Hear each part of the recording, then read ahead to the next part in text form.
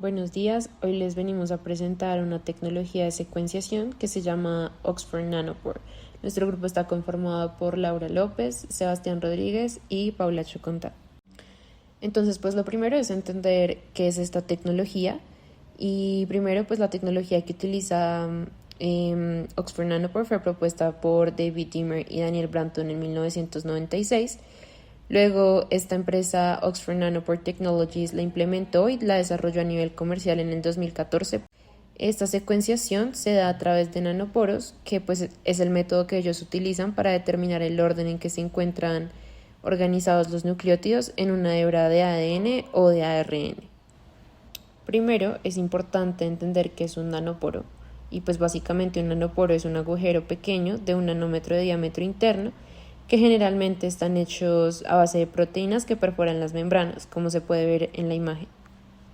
Ahora bien, pues el método, a diferencia de otros, no se basa en la complementariedad de los ácidos nucleicos, sino que se fundamenta en usar los nanoporos como un medio conductor. ¿Qué quiere decir esto?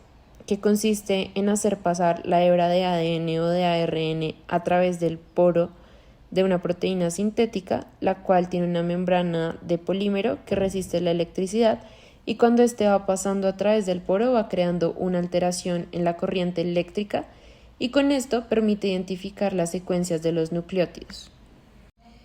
Esta tecnología igual tiene algunas ventajas y algunas desventajas. Dentro de las ventajas se encuentra que se tiene una exactitud superior al 99.99% en secuencias consenso. Teóricamente, pues la técnica permite identificar cualquier molécula que atraviese el poro. Esta puede ser ácido nucleico, proteínas, metabolitos, aunque pues por el momento está solo destinada a la secuenciación de ácidos nucleicos. Además de esto, se destaca la secuenciación directa de ARN, es decir, que no tiene la necesidad de realizar una reversotranscripción. No requiere un proceso de amplificación como lo requieren otras tecnologías, y se pueden leer grandes tamaños de ARN o de ADN. Y en cuanto a las desventajas, se tiene una tasa de error superior a otras plataformas de secuenciación.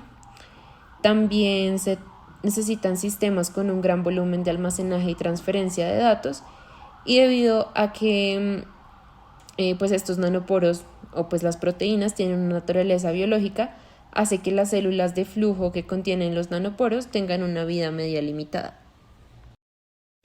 Ahora se explicará cómo se usa esta tecnología mediante el siguiente video producido por Oxford Nanopore Technologies.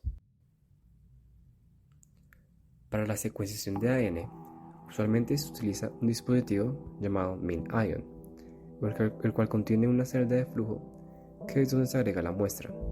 Esta celda de flujo tiene un sensor que detecta la señal característica del nanoporo mientras analiza la molécula. En primer lugar, se necesita una preparación previa de esta molécula. Esto consiste en implementar un adaptador de secuenciación al extremo 5' del ADN. Este adaptador de secuenciación contiene una proteína motora que controla el paso del ADN por el nanoporo, y también tiene una secuencia de nucleótidos específica que permite al ADN unirse a la membrana. Cada celda de flujo tiene alrededor de 2048 pozos de membrana. Cada uno contiene un nanoporo, lo cual permite una secuenciación simultánea de todos estos nanoporos.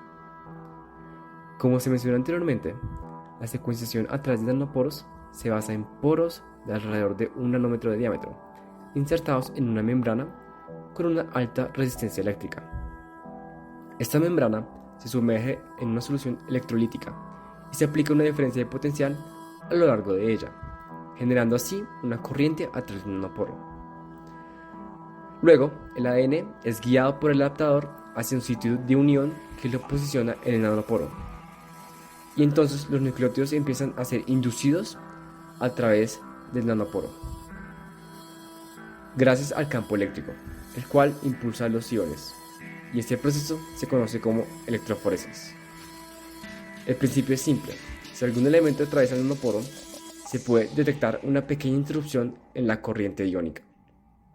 Al medir esta variación en la densidad de la corriente eléctrica, se pueden caracterizar las moléculas de ADN o ARN, alrededor de 400 bases por segundo.